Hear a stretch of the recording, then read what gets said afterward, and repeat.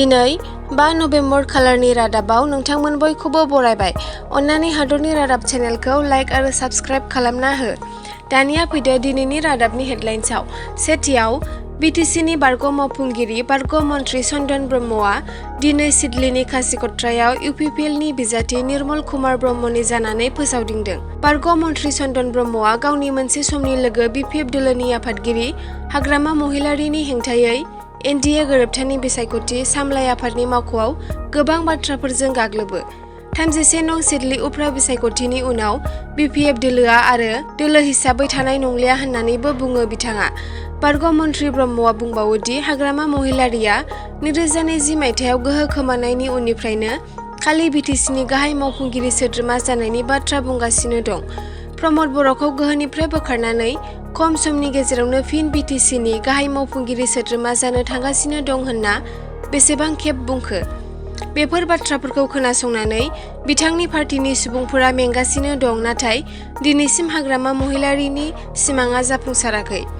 बिथाङा दायो बुंगासिनो दि बे सिदली बिधान सभा बियाबनि उफ्रा बिसायख'थियाव बिपिएफनि बिजाथिया देरहागोन आरो 2025 मायथाइयाव खुंफुंजानो गोनां बिटिसि काउन्सिल बिसायख'थियाव देरहानानै बिटिसिआव सोरखार दागोन होननानैबो बुङो।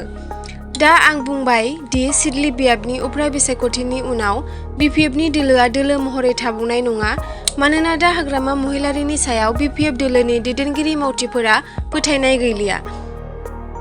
सासेनि उनाव सासे बिपिएफनि दैदेनगिरिफोरा इउपिपिएल दोलोआव हाबबाय थादों आरो उनाव हाग्रामा महिलारीया सोरखौ लानानै राजखान्थि खालामगोन। बेबादिनो बारग' मन्त्रि चन्दन ब्रह्मआ मोनसे समनि लोगो बिपिएफ दोलोनि आफादगिरि हाग्रामा महिलारीखौ बाथ्राजों गाग्लोबो।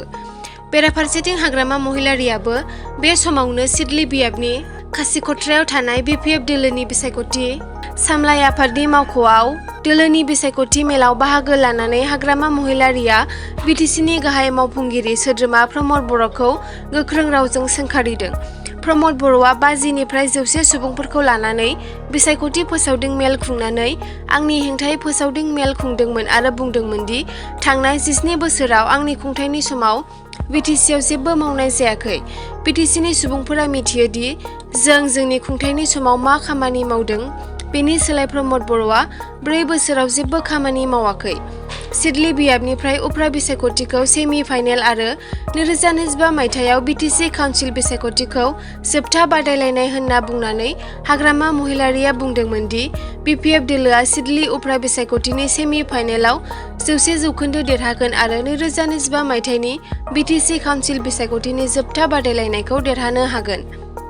गिबि मन्त्रि हेमन्त बिश्व शर्माया सिदली बियाबाव फोसावदिंनो फैदों नामा आरो बिपिएफनि फैनायनि उनाव एकाउन्टआव माबाफोर गोनो गोथो जागोन नामा होनना खौरांगिरिनि सोंथिनि फिननाय होनानै हाग्रामा महिलारीया बुङो दि गिबि मन्त्रि डक्टर हेमन्त बिश्व शर्माया एनडिए गोरोबथानि थाखाय फोसावदिंनो फैनाया सरासनस्रा, नाथाय बिथाङा फैब्लाबो बिपिएफ दोलोखौ जेबो खहा खालामनो हानाय नङा।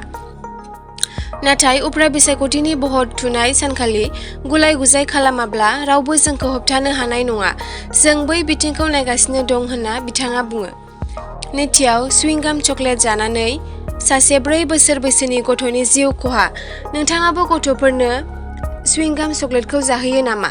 जाहोयोब्ला सांग्रां जादो, मानोना कानपुराव सासे 4 बोसोरनि गथ'आ सुइंगाम चकलेट जानानै थैदों।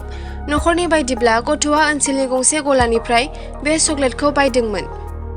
चकलेटखौ जाखांनायनि दान्दिसे उनावनो बियो गथ'नि गोदोनायाव थाबथायो, जायनि जाहोनाव गथ'आ हां लानायाव गोब्राब जायो। नखरनि सुबुंफोरा गथ'खौ थाबै देहा फाहामसालियाव लांदोंमोन, नाथाय दुखुनांथावै देहा फाहामसालि सौहैनायनि सिगांनो गथ'आ थैयो। बे जाथाया बयखौबो सोमोनांहोदों आरो गथ'फोरनि रैखाथिनि सायाव जिंगा सिखांदों। थामथियाव भारतारि अख्रां सानथ्रिनि गंसे मिग बिरखंआ समबाराव जाब्रबथायाव गोग्लैयो। बिरखंनि जाब्रबथाया आग्रा, उत्तर प्रदेश, इउपिआव जादोंमोन। बबेखानि पाइलटफोरा जाब्रबथायनि समाव बिरखंनिफ्राय रैखाथियै ओंखारबोनो हादों।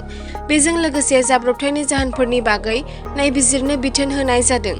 बेनि सोमोन्दै मावख'आरि फोरमायथि होनानै भारतारि अख्रां सानथ्रिया बुंदों दि भारतारि अख्रां सानथ्रिनि गंसे मिग 29 बिरखंआ समबारखालि आग्रानि खाथियाव मोनसे सरासनस्रा फोरोंथाय बिरबाय थानाय समाव सिस्टेमनि गोरोन्थिनि जाहोनाव जाब्रबथायाव गोग्लैयो। पाइलटफोरा रैखाथियै ओंखारलांनो हादों।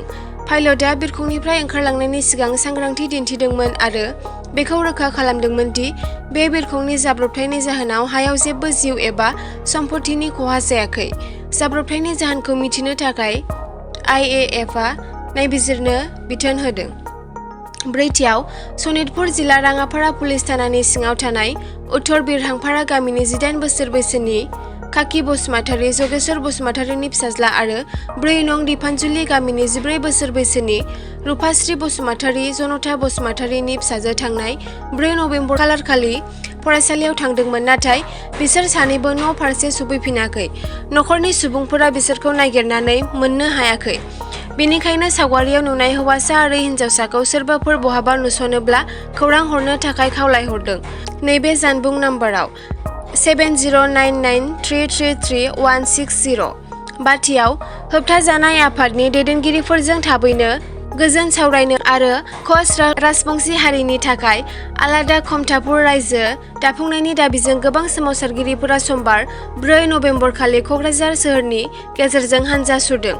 खमतापुर स्टेट डिमान्ड कमिटिआ KSDC क'क्राझार सोरखारि गोजौसिन गेजेरारि माल्टिपार्पज फरायसालिनिफ्राय जिल्ला कमिशनारनि मावख'सिम दिन्थिफुंनायखौ दैदेनदोंमोन, जेराव बिथांमोनहा भारतनि गाहाय मन्थ्रि आरो हादोरगिरिनो बिबुंसार होनानै गांसे गोसोखां बिलाइ गथायदों। जों गोबाव समनिफ्रायनो आलादा खमतापुर रायजो दाबि खालामबोगासिनो दं।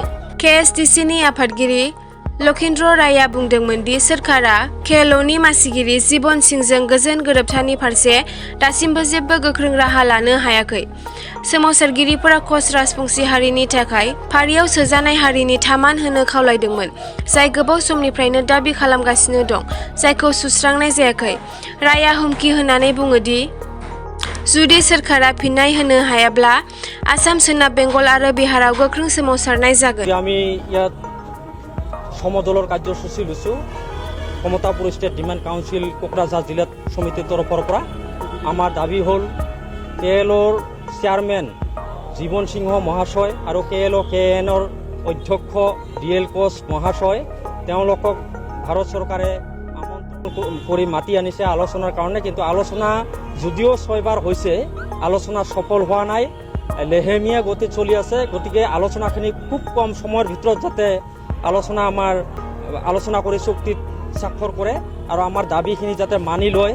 আমাৰ দাবী হ'ল কমতাপুৰ ৰাজ্যখন গঠন কৰিব লাগে, আমাৰ জনজাতিকৰণৰ মৰ্যাদা দিব লাগে, আমাৰ কমতাপুৰ ভাষাক স্বীকৃতি দিব লাগে আৰু KLOৰ যিসকল সদস্য আছে তেওঁলোকৰ ওপৰত যিখিনি গোচৰ আছে গোচৰখিনি উঠাই ল'ব লাগে আৰু যিসকল KLOই আন্দোলন কৰি শ্বহীদ হৈছে তেওঁলোকৰ পৰিয়ালক মৰ্যাদা দিব লাগে, ন্যায় দিব লাগে আৰু যিসকল কেডাৰ আমাৰ KLOৰ তেওঁলোকক সংস্থাপন দিব লাগে। আৰু আমাৰ আৰু এজন KLO নেতা কলকাতাত আবদ্ধ হৈ আছে, মমতা চৰকাৰে তেওঁক আবদ্ধ কৰি ৰাখিছে, তেওঁকো আমি মোকলাই দিবৰ কাৰণে আমি চৰকাৰৰ ওচৰত অনুৰোধ জনাইছোঁ। ধন্যবাদ। एसेनोसै दिनैनि हादरनि रादाबाव। अन्नानै हादरनि रादाब चेनेलखौ साबस्क्राइब आरो नटिफिकेशन बेलखौ अन खालामनानै ला हादरनि रादाबनिफ्राय नटिफिकेशनखौ मोननो थाखाय।